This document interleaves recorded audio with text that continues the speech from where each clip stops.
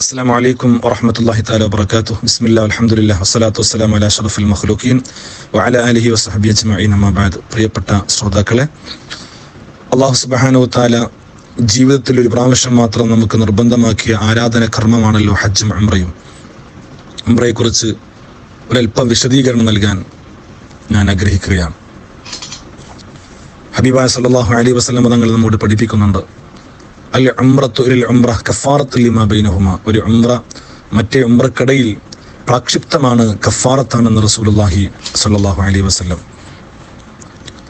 ഉംറക്ക് ഇഹ്റാം ചെയ്യാൻ പ്രത്യേകമായ കാലങ്ങളില്ല, എപ്പോഴും ആവാം.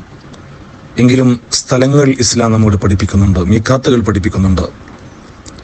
മദീനയുടെ ഭാഗത്തു നിന്ന് മക്കയിലേക്ക് വരുന്നവരാണെങ്കിൽ ദുൽ ഹുലൈഫ എന്ന സ്ഥലത്ത് വെച്ചാണ് ഇഹ്റാം ചെയ്യേണ്ടത്.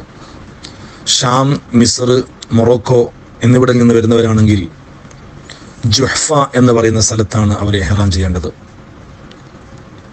അതുപോലെ തന്നെ യമൻ ഭാഗത്തിൽ നിന്ന് വരുന്നവരാണെങ്കിൽ യലംലം എന്ന സ്ഥലത്താണ് അവർ ഇഹ്റാം ചെയ്യേണ്ടത്.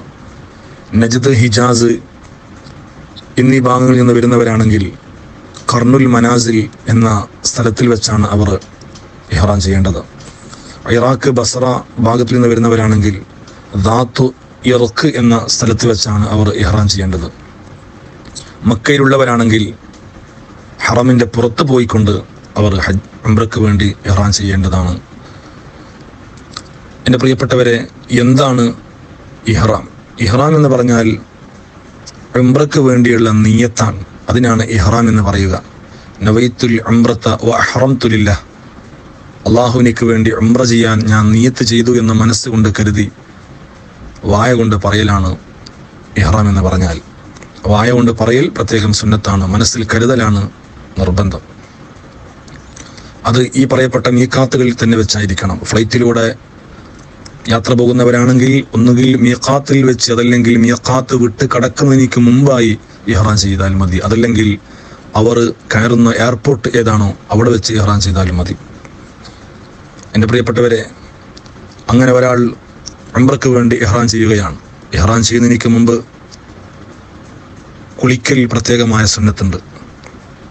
അതുപോലെ തന്നെ വുളൂ ചെയ്ത് ഇഹ്റാമിന് വേണ്ടി 2 റക്അത്ത് നിസ്കരിക്കൽ പ്രത്യേകമായ സുന്നത്തുണ്ട്. ആ നിസ്കാരം കറാഹത്തിൻ്റെ സമയത്ത് ആവാൻ പാടില്ല എന്ന് മാത്രം. സുബ്ഹിന്റെ ശേഷം, നട്ടുച്ച സമയം, അസറിന്റെ ശേഷം എന്നീ കറാഹത്തുകൾ സംഭവിക്കുന്ന സമയങ്ങളിൽ ആ നിസ്കാരം പാടില്ല. അതല്ലാത്ത സമയങ്ങളിൽ ആവാം. അങ്ങനെ ഒരാൾ ഉംറയ്ക്ക് വേണ്ടി ഇഹ്റാം ചെയ്യുകയാണ്. ചെയ്തു കഴിഞ്ഞാൽ വിശുദ്ധമാക്കപ്പെട്ട തൽബിയത്തിന്റെ മന്ത്രധ്വനികളുമായി കഅബാലയം ലക്ഷ്യമാക്കി അവൻ അവിടെ നിന്ന് പുറപ്പെടണം. ലബ്ബൈക് അല്ലാഹുമ്മ ലബ്ബൈക് എന്ന ആ മന്ത്രധ്വനികളുമായി അവൻ കഅബാലയം ലക്ഷ്യമാക്കി വരികയും വിശുദ്ധമാക്കപ്പെട്ട കഅബാലയത്തിന് ഹജറുൽ അസ്വദിന്റെ ഭാഗത്തിൽ നിന്ന് കഅബാലയം അവന്റെ ഇടത് സൈഡിലാക്കിക്കൊണ്ട്, അവന്റെ ഹൃദയം സ്ഥിതി ചെയ്യുന്നത്, അവന്റെ ഹാർട്ട് നിലകൊള്ളുന്നത് അവന്റെ ഇടത് ഭാഗത്താണ്. ആ ഇടത് ഭാഗം കഅബയോട് ചേർത്ത് വെച്ചുകൊണ്ട് കഅബാലയം അവന്റെ ഇടത്ത് ആവുന്ന രീതിയിൽ കഅബാലയം 7 പ്രാവശ്യം അവൻ ചുറ്റുന്നതിനാണ് തവാഫ് എന്ന് പറയുക. ആ തവാഫിന്റെ ശേഷം ഇബ്രാഹിം മഖാമിന്റെ അരികിൽ പോയി അതിന്റെ പിന്നിൽ 2 റക്അത്ത് നിസ്കരിക്കൽ സുന്നത്തുണ്ട്. അതിന്റെ ശേഷം അവന് പോവേണ്ടത് മഹദിയായ ഹാജർ ബീബി റളിയല്ലാഹു അൻഹയുടെ സ്മരണയാർത്ഥം നാം ചെയ്തു പോരുന്ന സഈ കർമ്മത്തിന് വേണ്ടിയാണ്.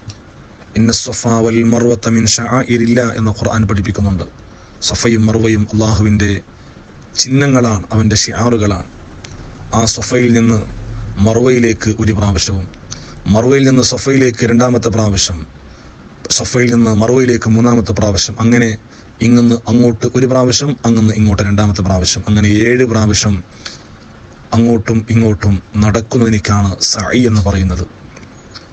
ആ സഈയിലും തവാഫിലുമൊക്കെ പ്രത്യേകമായ ദിക്റുകളും ദുആകളൊക്കെ ഹദീസിന്റെ ഗ്രന്ഥങ്ങളിൽ വന്നിട്ടുണ്ട്. പരമാവധി അതൊക്കെ ഉപയോഗപ്പെടുത്താൻ വേണ്ടി ശ്രദ്ധിക്കണം. അതിനുശേഷം നാം ഉംറയിൽ നിന്ന് തഹ്ലീലാവുകയാണ്, ഒഴിവാകുകയാണ്. എങ്ങനെയാണ് ഒഴിവാവുക? നമ്മുടെ തലമുടി നീക്കം ചെയ്യലാണ്. തലയിൽ നിന്ന് ഒരു 3 മുടി എങ്കിലും ഒരാൾ നീക്കം ചെയ്തിരിക്കണം. സ്ത്രീയാണെങ്കിലും പുരുഷനാണെങ്കിലും. പുരുഷന്മാർക്ക് പ്രത്യേകമായി പൂർണ്ണമായി തല മുണ്ടനം ചെയ്യൽ അത് പ്രത്യേകമായ സുന്നത്താണ്. അല്ലാഹുവിൻ്റെ റസൂൽ അവിടെ നിന്ന് ദുആ ചെയ്തിരുന്നു, അല്ലാഹുമ്മ റഹമിൽ മുഹല്ലഖീൻ, അല്ലാഹുവേ ആരാണോ തല പൂർണ്ണമായി മുണ്ടനം ചെയ്യുന്നവൻ അവനിക്ക് നീ കരുണ ചെയ്യണമേ. ഖാലു യാ റസൂലല്ലാഹ് വൽ മുഖസ്സിരീൻ, നബിയെ അപ്പോ തലമുടി കളഞ്ഞവർക്കോ അത് മുറിച്ചവർക്കോ എന്ന് സഹാബികൾ ചോദിച്ചപ്പോൾ വീണ്ടും അള്ളാഹുവിന്റെ റസൂൽ അല്ലാഹുമ്മ റഹമിൽ മുഹല്ലഖീൻ എന്ന് പറഞ്ഞു.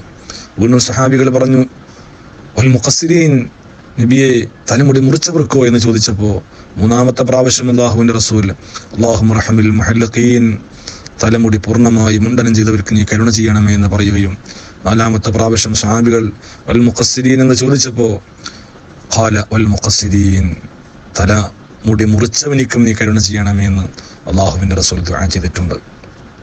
ആ ഒരു കാര്യം പ്രത്യേകമായി ശ്രദ്ധിക്കണം. ആദ്യമായി ഇഹ്റാം ചെയ്യുക, പിന്നീട് തവാഫ് ചെയ്യുക, പിന്നീട് സഈ ചെയ്യുക, പിന്നീട് തലമുടി മുറിക്കുക. അതിനേക്കാൾ ഏറ്റവും നല്ലത് പൂർണ്ണമായി മുണ്ടനം ചെയ്യുക. ഈ രീതിയാണ് ഉംറയുടെ ചെറുതായുള്ളൊരു വിശദീകരണം. അല്ലാഹു തആല ധാരാളമായി ഉംറ നിർവഹിക്കാൻ, അത് മഖബൂലായ മബ്റൂറായ രീതിയിലായിരിക്കാൻ അല്ലാഹു നമുക്ക് തൗഫീഖ് നൽകട്ടെ. അസ്സലാമു അലൈക്കും വറഹ്മത്തുള്ളാഹി വബറകാതുഹു.